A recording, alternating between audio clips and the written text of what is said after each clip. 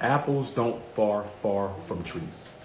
When I see kindergarten students competing over who got the best sneakers, who had more money spent on them for Christmas, you're not born with that. You learn it. When I see first graders calling each other ugly, you too black, you too yellow, your hair too nappy, your lips too, right? They weren't born with that. They learn it at home. We are breeding nigglets. That's exactly what we're doing. And we're raising killers. And nobody wants to admit it. Nobody wants to admit it. See, there's a myth that slavery destroyed the black family. Not true. We remain married all through slavery. Look at the statistics. You don't see a decline in two-parent-headed households until 1970. And as we said earlier, what happened in 1970? The deindustrialization of the black community.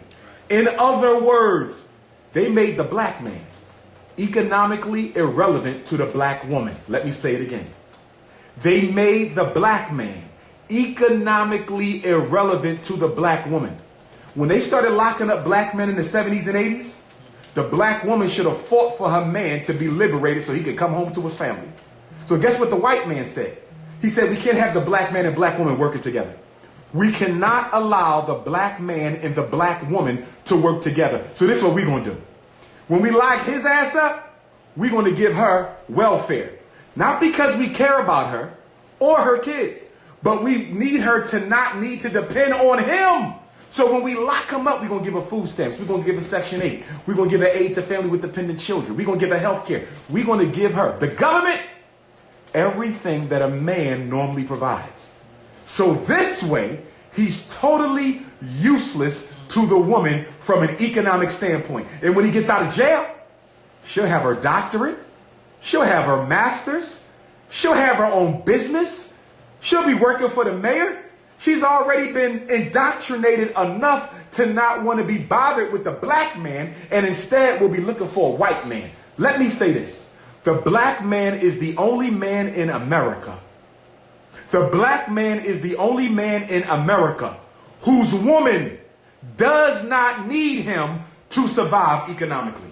He's the only man in America whose woman does not have to respect him in order to survive.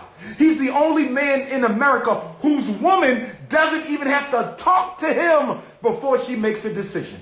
We have been politically castrated, and we have been politically castrated and economically castrated. And the problem is that the government, working with the black church, has convinced black women that this Holocaust, this economic Holocaust against black men is all about poor morals. This ain't about no damn morals. This is about dollars and cents. No man is in a rush to get married if he can't care for his family. You follow me? When men have jobs, weddings go up. When men don't have jobs, weddings go down. And the white feminist movement has convinced the black feminist movement, which shouldn't even exist because the black man ain't the black woman's problem. The white man is the black woman's problem. But she's so busy staring in his blue eyes, she can't tell that he's the perpetrator of all this, right? The white woman convinced the black woman to separate the black man's political predicament from his behavior. The white woman has convinced the black woman to separate the black man's economic reality from his behavior. So because they eliminate the fact that he can't find a job, all this to say he's just a bad person. He's not responsible. He don't want to do better.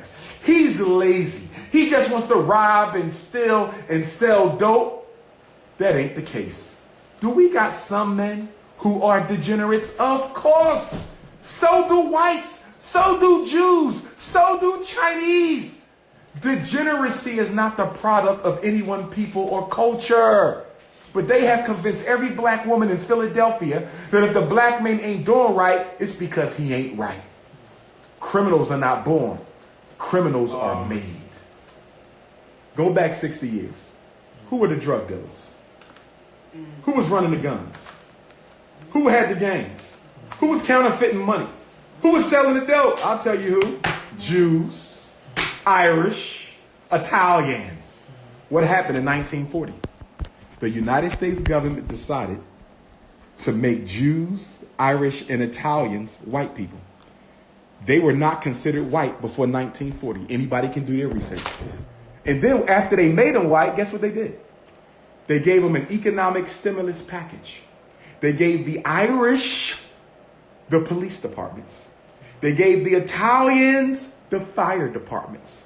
They gave the Jews the civil service jobs in all of your major metropolitan areas. I don't care if you in Philly, New York, Trenton, who own them city jobs and who decide who get married? Jewish Americans, right? Who gets the jobs? All we did was take over the criminal enterprise that ethnic Europeans left. Nobody said the Italians was born to sell dope. Nobody said the Irish was born to get drunk. Nobody said the Jews was born to sell the drugs. You follow what I'm saying? But soon when the black man sells the same drugs and dope that the Irish and the Jews were peddling, something's wrong with our DNA. We were born like this. We just have bad moral values. But I never said that about the Italians and the Irish. We're doing the same thing they did. The only difference is we can't be made white. We black forever. The only difference is they gave them an economic stimulus package. They've given us nothing.